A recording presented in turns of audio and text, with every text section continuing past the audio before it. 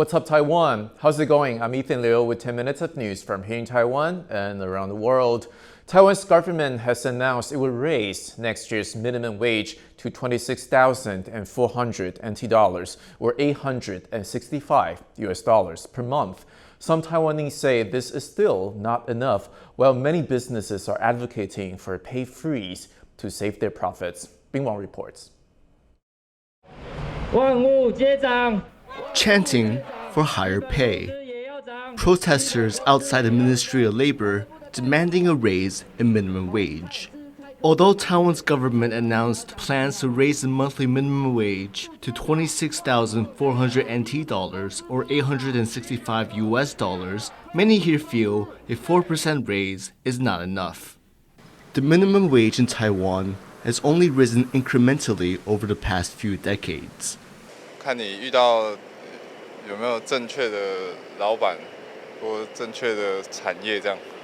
Labor activists say Taiwan's minimum wage is still much lower than other countries in the region. That's even factoring the cost of living. 目前我们周边国家，不管日本、韩国，我们的基本工资是最低的。所以我们这边有很多人说低薪是狗屎，我觉得没有错。 This is what it looks like in numbers. Japan's minimum wage is over 22% more than Taiwan's, while South Korea's is nearly double. The government says it is addressing concerns about salaries, but at the same time is moving to freeze the pay scale of public sector employees. The Minister of Labor hopes the final decision will keep all sides happy. 我也希望我们所做出来的决议能够是劳资双赢，也能够给我们国家 最基层的劳动者更好的保障。 Raising salaries was part of Taiwan's President Tsai Ing-wen's campaign when she was re-elected in 2020. She promised to raise the minimum wage to at least 30,000 NT dollars or around $1,000 a month by the time she finished her term in 2024. Last year, the average real wage dropped due to the soaring cost of living, which means that increases in prices exceeded pay raises. In fact, government figures show that the price of household necessities such as bread, rice, sugar, and even shampoo has jumped 5% since last year. That's far more than most people's salary raises. Ricky and Bing Wang in Taipei for TaiwanPlus. Well-known Taiwanese writer Long Ying-tai is facing a ban on her works in parts of China, but this is far from Long's first brush with the Chinese censors. And as John Van Trieste reports, she has responded with defiance. Long Ying-tai has worn many hats over her career. Essayist, literary critic, public intellectual, and on top of that, Taiwan's first ever culture minister. Her works have advocated democratic values since before Taiwan was a democracy. Her calls for democratic change have extended to China, too. 希望看到习主席他有非常大的历史的眼光跟魄力，展现给我们看北京有多大的国民的力量。 Long's outspokenness has gotten her a cool reception in China, at least officially. 2 of her works have been banned there for more than a decade. And more writings were banned when she expressed support for protests in Hong Kong in 2019 against a proposed bill that would have opened the door for extradition to mainland China. Now, schools in the northeastern Chinese city of Qingdao have sent a list of banned books home to students' parents. All of Long's works are covered. Parents are not to keep her writings at home or let their children read them. Tensions between Taiwan and China are running high. A visit by U.S. House Speaker Nancy Pelosi to Taipei last month triggered fury in Beijing. China says the visit sent an encouraging message to supporters of Taiwan independence. But some say the latest Chinese ban on Long's works runs deeper than the issue of independence. 跟台独无关，学界或者言论界有一定的影响力，压制的方式、管制的方式，也许他们认为这样比较安全。 Long has taken news of the ban in her stride. In a post on social media, she wrote, "Your ban is my honor." She says she won't stop writing or calling for freedom in China. Damon Lin and John Van Trieste for TaiwanPlus.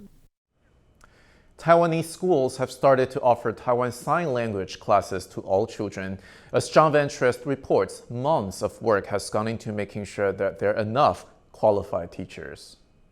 From the age of 6, Taiwanese children must pick a local language in addition to Mandarin to study at school. There are well over a dozen options. Now, for the first time, Taiwan Sign Language is one of them. As the new school year gets underway this week, hearing students are starting to learn the basics. 今天我需要荡秋千，还有时间。觉得透过这堂课，我可以更加了解到那些需要使用手语才能沟通的人的感觉是什么样子。The instructor of this class learned Taiwan Sign Language at university, but qualifying to teach these classes takes much more training. Teachers have spent the summer undergoing 108 hours of training, including 63 hours of sign language instruction. They've also had to teach mock classes in front of evaluators and pass 2 exams.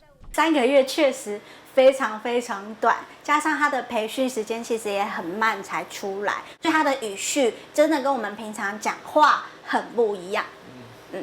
这个我觉得这个是我在学习手语的时候觉得最困难的地方。So far, only 230 teachers have received their qualifications. To ensure there will be enough teachers by the next school year, a second round of training is already underway. The hope is all Taiwan's languages, spoken and signed, are represented equally in the curriculum. Patrick Chen and John Van Trieste for TaiwanPlus.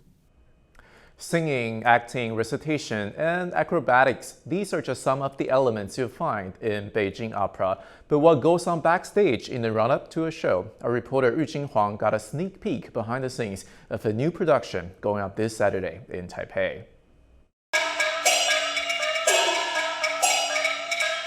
With just a few minutes before the rehearsal begins, the cast and crew of Contemporary Legend Theatre are getting ready backstage. Costumes and props are laid out in order, and soon the hallway fills with actors getting into costume and practicing martial arts. As you can see behind me, it takes a whole team of people to put on a great show. There are different people taking care of the props, the costumes, and even the person that helps the actors put on their headdresses. And you might think there's also a team of makeup artists, but the actors do their own makeup. They say it's a process that helps them get into character. 因为化妆其实是很安静的一件事情，然后你边化妆的时候，你就已经开始在进行角色的一个准备，要让心静下来。Take this actor as an example, Yang Ruiyu, who is one of the only men in Taiwan trained to play wudan, or female warrior. It takes 2 hours just to put on his makeup. After years of going through the process, he's very familiar with the steps, and with Hu Sanyang, the character he's portraying on stage. 我现在就是每一次都会看到不一样的扈三娘，然后再从这里面呢去琢磨我的表演，期待我能给扈三娘更多不一样的面貌。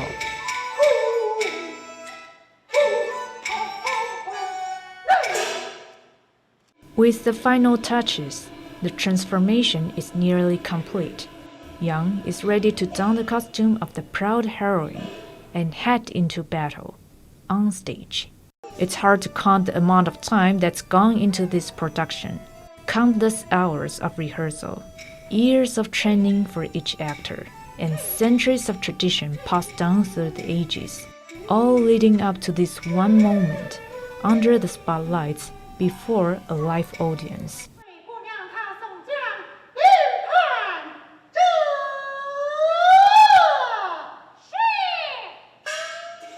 Kamashi, Andrew Ryan, and Yu Jinhuang for TaiwanPlus. Thank you for watching What's Up Taiwan. Remember to download the TaiwanPlus app for more stories from Taiwan and around the world. Finally, today we leave you with a look inside the Qatar Cultural Village in Doha, Qatar. The city is hosting the 2022 World Cup starting in November. I'm Ethan, take care, and I'll see you next time.